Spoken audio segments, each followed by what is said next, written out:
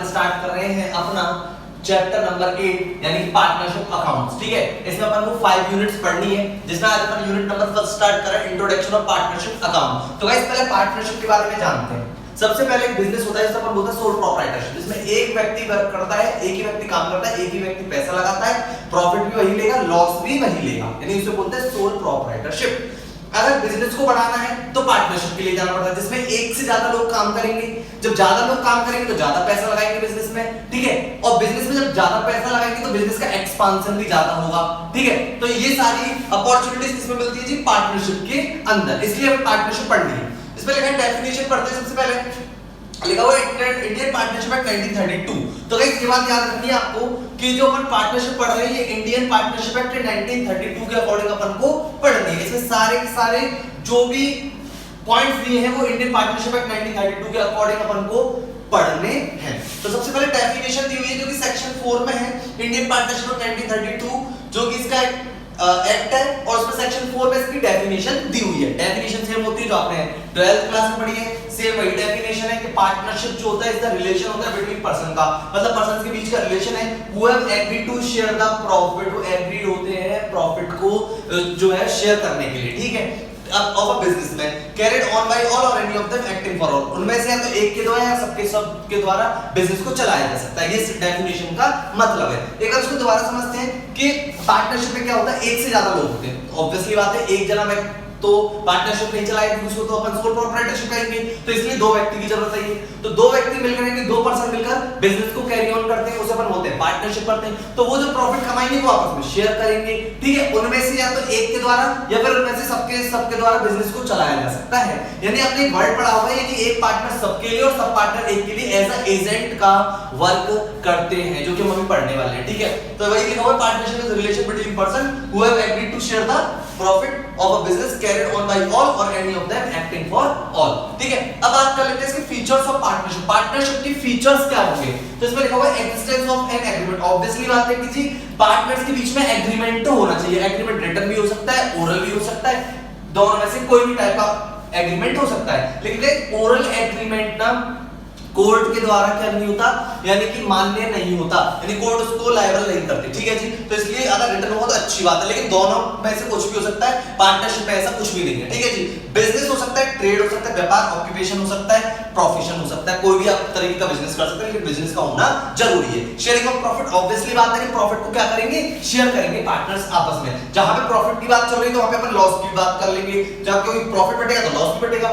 Mutual agency यानी mutual agreement होता है, यानी एक पार्टनर सबके लिए और सब पार्टनर एक के लिए एज अ एजेंट का वर्क करते हैं, उसे अपन बोलते हैं म्यूचुअल एजेंसी।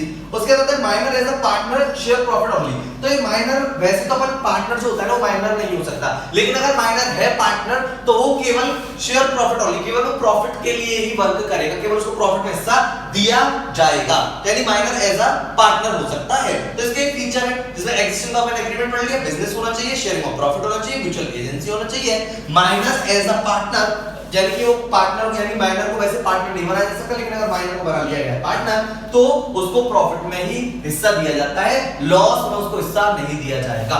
ठीक है, आई होप कि आपको ये अच्छे से समझ में आ गया, डेफिनेशन समझ में आई होगी और इसके फीचर्स ऑफ पार्टनरशिप समझ में आए होंगे। तो अब अपन लिमिटेड लायबिलिटीज पार्टनरशिप के बारे में जानते हैं। फ्रेंड्स, अपन ने पार्टनरशिप पढ़ा, पार्टनरशिप की डेफिनेशन पढ़ी, तो पार्टनरशिप में और ये जो अपन पढ़ेंगे लिमिटेड लायबिलिटी पार्टनरशिप में इसमें डिफरेंस है। यानी कि पार्टनरशिप के अंदर जो पार्टनर होता है उसकी जो लायबिलिटी होती है वो अनलिमिटेड होती है, लेकिन उसकी लायबिलिटी को लिमिटेड करने के लिए एक आया लिमिटेड लायबिलिटी पार्टनरशिप। ठीक है, एक्ट जो कि 2008 में आया था। कब आया था जी? एलएलपी एक्ट आया था 2008 में। इसमें पार्टनरशिप की जो लायबिलिटी है, पार्टनर्स की जो लायबिलिटी है वो लिमिटेड की गई थी। तो इसमें लिखा हुआ है limited liability partnership LLP act 2008। ठीक है, सेक्शन 2 में इसकी डेफिनेशन दी हुई है। लिखा हुआ है एलएलपी यानी limited liability partnership as a partnership होती है, फॉर्म्ड होती है एंड रजिस्टर्ड होती है अंडर दिस एक्ट में। यानी कि पार्टनरशिप जो एक्ट 1932 है उसमें पार्टनरशिप को अपन रजिस्टर्ड करा भी सकते हैं, नहीं भी करा सकते, ऑप्शनल होता है, लेकिन इसमें पार्टनरशिप को रजिस्टर करवाना पड़ेगा एलएलपी एक्ट 2008 के अंदर। ठीक है, कंपल्सरी होता है। एंड लिखा हुआ है लिमिटेड लायबिलिटी पार्टनरशिप जो एग्रीमेंट है उसका मतलब क्या है, मींस एनी रिटन एग्रीमेंट होता है बिटवीन द पार्टनर जो लिमिटेड लायबिलिटी के पार्टनर होते हैं और between the limited liability partnership, यानी लिमिटेड लायबिलिटी पार्टनरशिप के जो पार्टनर होते हैं और लिमिटेड लायबिलिटी पार्टनरशिप, इन दोनों के बीच में क्या होता है जी, एग्रीमेंट होता है। और वो भी कौन सा जी, रिटर्न। जबकि पार्टनरशिप में रिटर्न भी हो सकता है जी और ओरल भी एग्रीमेंट हो सकता है, लेकिन यहाँ पर रिटर्न एग्रीमेंट होगा पार्टनर्स के बीच में और एलएलपी के बीच में, ठीक है। एंड इट्स पार्टनर जो डिटरमाइन करते हैं अपने म्यूचुअल राइट्स को और ड्यूटीज को ऑफ द पार्टनर्स के लिए, यानी पार्टनर बताएगा कि अपने म्यूचुअल राइट्स बताएगा, अपने ड्यूटीज बताएगा दूसरे पार्टनर को, and their right and duties in relation to the LLP, और उनके राइट एंड ड्यूटीज होते हैं पार्टनर के, वो रिलेशन करते हैं टू द एलएलपी, यानी वो अपने राइट्स एंड ड्यूटीज बताते हैं एलएलपी में, यानी उनकी क्या राइट्स रहेंगे, उनकी क्या ड्यूटीज रहेगी एलएलपी के लिए, पार्टनर्स के लिए उनकी क्या राइट्स रहेंगी, क्या ड्यूटीज रहेंगी, वो इसके अंदर आता है। ये है एलएलपी एक्ट 2008। इसे देखो मैंने कितनी चीजें जानी, यानी कि इसको ऑप्शनल नहीं है, कंपलसरी रजिस्ट्रेशन करना, ठीक है जी, रिटर्न एग्रीमेंट होना चाहिए, ठीक है। और दूसरी बात करने पर राइट एंड ड्यूटीज पार्टनर्स के बताने पड़ेंगे पार्टनर को, और एलएलपी के लिए उनकी क्या राइट्स एंड ड्यूटीज है वो भी उनको बताना पड़ेगा। ये क्यों आया, पार्टनर्स की लायबिलिटी को लिमिटेड करने के लिए बनाया गया था ये act, limited liability partnership act 2008 के अंदर ये आया था, जो कि अपन ने इसमें ये पढ़ लिया है। और इससे पहले अपन ने पढ़ा था पार्टनरशिप एक्ट 1932।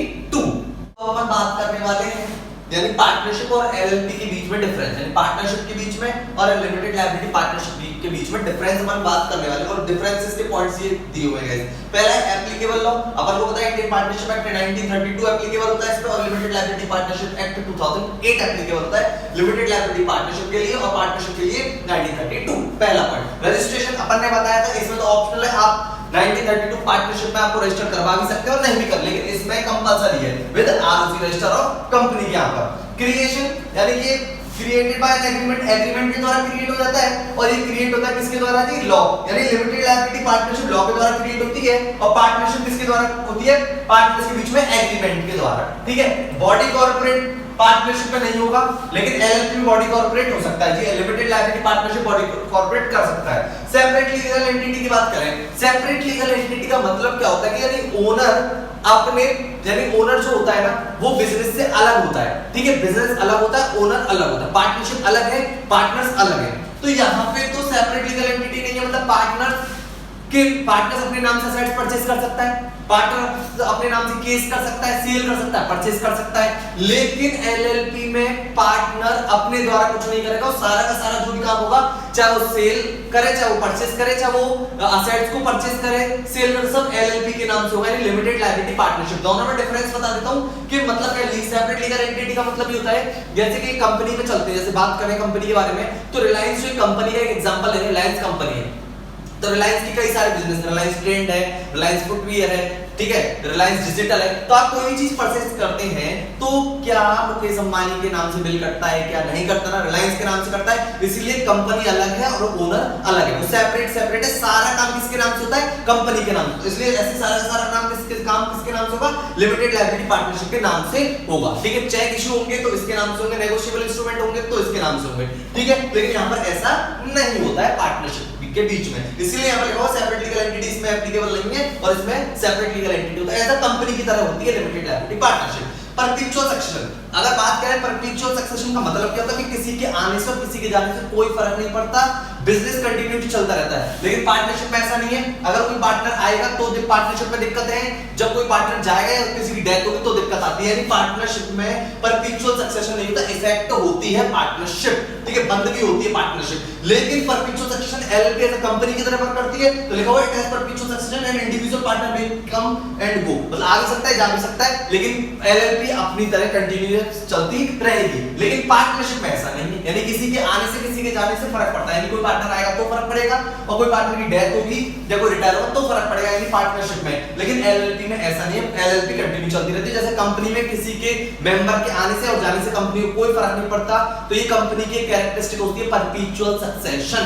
तो इसका मतलब है ये, मैं नंबर ऑफ पार्टनर्स की बात करूं तो मिनिमम इसमें 2 पार्टनर और मैक्सिमम 50। वैसे अगर कंपनीज की 464 सेक्शन की बात करें तो 100 मेंबर्स से ज्यादा नहीं, 100 पार्टनर से ज्यादा नहीं हो सकते, लेकिन रूल नंबर 10 कहता है कि पार्टनरशिप में कितने होंगे, मैक्सिमम 50। तो इसमें लिखा हो मिनिमम 2 एंड मैक्सिमम कितने 50। इसमें मिनिमम 2 होते हैं एलएलपी में, लेकिन नो मैक्सिमम लिमिट, मैक्सिमम की कोई भी लिमिट इसमें नहीं है।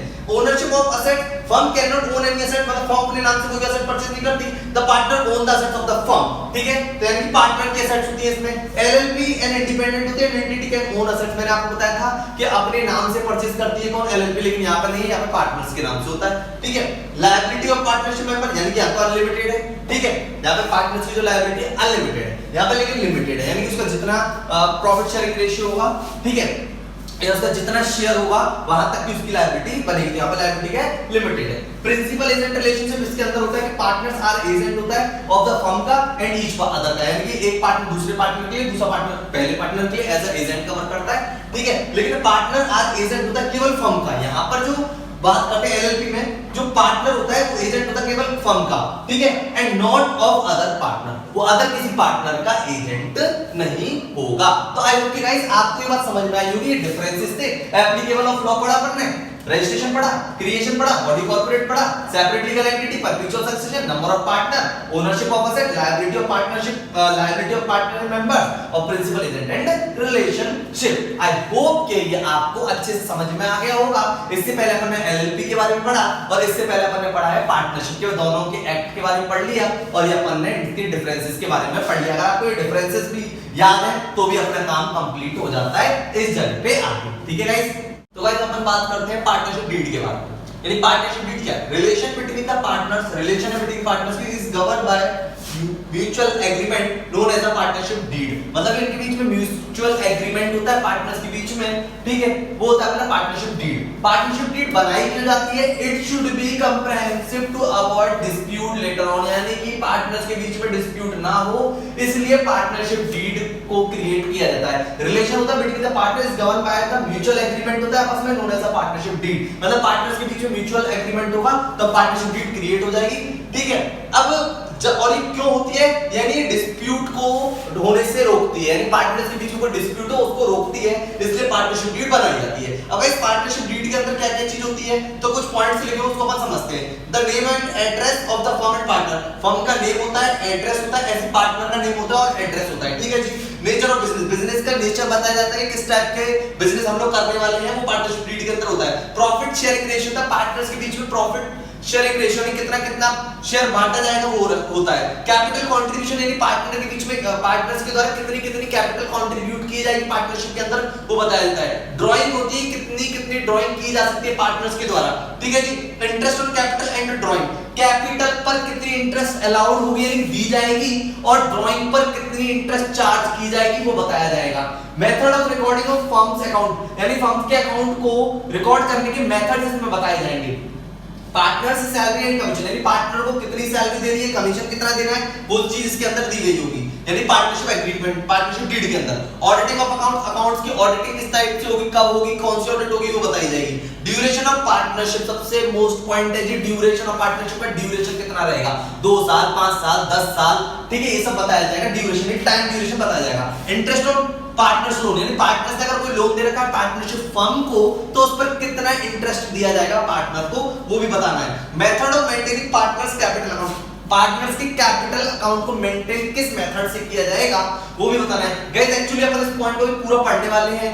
इसमें 2 टाइप्स होता है, एक तो यानी कि जो पार्टनर्स की कैपिटल होती है उसको 2 तरीके से अपन लोग मेंटेन करते हैं। एक होता है फिक्स्ड कैपिटल और एक फ्लक्चुएटिंग से, जो कि अपन बाद में पढ़ेंगे तभी बताएंगे अपन, ठीक है। तो वो भी मेथड आपको बताना पड़ेगा। राइट बताने पड़ेंगे, ड्यूटीज बतानी पड़ेगी, लायबिलिटीज बतानी पड़ेगी पार्टनर्स की, यानी पार्टनर से क्या राइट्स होंगे, ड्यूटीज क्या होंगी और उनकी क्या-क्या लायबिलिटीज होंगी, ठीक है। सेटलमेंट ऑफ डिस्प्यूट, यानी कि अगर कोई डिस्प्यूट होता है तो उसका सेटलमेंट किस तरीके से किया जाएगा, पार्टनर्स के बीच में अगर कोई डिस्प्यूट हो जाता है तो उसका सेटलमेंट किस तरीके से करेंगे। Method of valuation and accounting treatment of goodwill, यानी कि गुडविल के वैल्यूएशन करने का मेथड भी अपन को बताना पड़ेगा। अगर कोई पार्टनर यानी कि आता है, ठीक है, या किसी की डेथ होती है या फिर रिटायर होता है, ठीक है, तो उस केस में अपन गुडविल का वैल्यूएशन करेंगे तो कौन से मेथड से करेंगे वो बताना होगा। Rule to be followed by settling the accounts of the retirement and death, जब कोई पार्टनर या तो रिटायर हुआ है डेथ होगा तो उसके अकाउंट्स को किस तरीके से सेटल करना है वो भी इसके अंदर बताया होगा। Procedure to be allowed for the settlement of dispute among partner, अगर पार्टनर के बीच में अगर कोई डिस्प्यूट हो जाता है तो उसको किस तरीके से सेटल करेंगे, ये सब आपको पार्टनरशिप डीड के अंदर बताना है। अगर ये सब दिया होगा तो पार्टनर्स के बीच अगर डिस्प्यूट होगा तो वो बच जाएंगे, हम उस डिस्प्यूट से बच जाएंगे, ठीक है। रिटर्न एग्रीमेंट होता है जी, म्यूचुअल एग्रीमेंट होता है, पार्टनर्स की सहमति से इस डीड को प्रिपेयर किया जाता है। अब गाइस एक मोस्ट इंपॉर्टेंट फैक्टर है, अगर पार्टनरशिप डीड एब्सेंस है, यानी पार्टनरशिप डीड बनाई ही नहीं गई है, तो अपन को 5 पॉइंट्स हमेशा याद रखने हैं कि पार्टनरशिप डीड अगर नहीं है तो 5 पॉइंट कौन-कौन से जिनको इसके एब्सेंस में हमें करना है। पहला, कि कोई भी पार्टनर को इंटरेस्ट नहीं दी जाएगी कैपिटल पे। फर्स्ट पॉइंट आपको याद रखना है, कैपिटल पे इंटरेस्ट नहीं दी जाएगी, पहला पॉइंट, जब पार्टनरशिप डीड नहीं बनाई गई है। दूसरा, इंटरेस्ट ऑन ड्राइंग, यानी ड्राइंग पर इंटरेस्ट चार्ज नहीं की जाएगी जब पार्टनरशिप डीड एब्सेंस है। कैपिटल पे ना तो इंटरेस्ट देंगे और ड्राइंग पर ना तो कोई इंटरेस्ट चार्ज की जाएगी। पार्टनर को कोई भी सैलरी, रेम्यूनरेशन, कमीशन नहीं दिया जाएगा। पार्टनर्स को ध्यान समझना है, ना कमीशन देंगे, ना सैलरी देंगे, ना रेम्यूनरेशन नहीं दिया जाएगा, ठीक है। पार्टनर्स का प्रॉफिट शेयरिंग रेशियो इक्वली रहेगा। अगर पार्टनरशिप डीड नहीं है तो सारे के सारे पार्टनर्स के बीच जो प्रॉफिट शेयरिंग रेशियो वो इक्वल रहेगा। और पार्टनर के लोन पर 6% यानी 6% पर एनम से इंटरेस्ट दिया जाएगा। तो गाइस 5 पॉइंट अपन को याद रखना है, इंटरेस्ट ऑन कैपिटल नहीं दी जाएगी, इंटरेस्ट ऑन ड्राइंग चार्ज नहीं की जाएगी, पार्टनर्स को सैलरी, रेम्यूनरेशन, कमीशन नहीं दिया जाएगा, प्रॉफिट शेयरिंग रेशियो पार्टनर्स के बीच में इक्वली होगा, और पार्टनर्स के द्वारा अगर कोई लोन दिया गया है पार्टनरशिप फर्म को तो उस पर फर्म कितना परसेंट देगी थी, 6% से रेट ऑफ इंटरेस्ट देगी पार्टनर्स के लोन पे, ठीक है गाइस। ये 5 पॉइंट है जब पार्टनरशिप डीड एब्सेंस होती है। और गाइस इसमें एक नोट है जो कि अपन को अच्छे से समझना है, अगर पार्टनरशिप डीड है और हमें पार्टनरशिप में लॉस है, मतलब पार्टनरशिप डीड अवेलेबल है और हमें पार्टनरशिप डीड में लॉस है, तो सैलरी और इंटरेस्ट ऑन कैपिटल नहीं दिया जाएगा, ना सैलरी, ना रेम्यूनरेशन, ना कमीशन, और ना इंटरेस्ट ऑन कैपिटल दिया जाएगा, नहीं दिया जाएगा। आपको अच्छे से समझना है। पार्टनरशिप डीड थी, उसमें दे रखा था इंटरेस्ट ऑन कैपिटल वगैरह, सैलरी, रेम्यूनरेशन देना है, लेकिन हमें लॉस था तो हम लॉस के केस में पार्टनर्स को सैलरी, रेम्यूनरेशन, कमीशन नहीं देंगे और इंटरेस्ट ऑन कैपिटल नहीं देंगे। आई होप कि आपको ये अच्छे से समझ में आ गया होगा पार्टनरशिप डीड। इससे पहले अपन ने डिफरेंसेस पढ़ लिए थे, पार्टनरशिप के बारे में पढ़ लिया है, एलएलपी के बारे में पढ़ लिया। आई होप कि गाइस आपको ये अच्छे से समझ में आ गया होगा। अब गाइस इसके नेक्स्ट टॉपिक है वो अपन नेक्स्ट लेक्चर में लेंगे। आप इसका रिवीजन करते रहेगा, कोई भी अगर आपको कोई प्रॉब्लम आ रही है तो कमेंट सेक्शन में आप मुझे बताना, ठीक है गाइस। तो मिलते हैं अपन गाइस नेक्स्ट लेक्चर में, तब तक के लिए guys goodbye and thank you.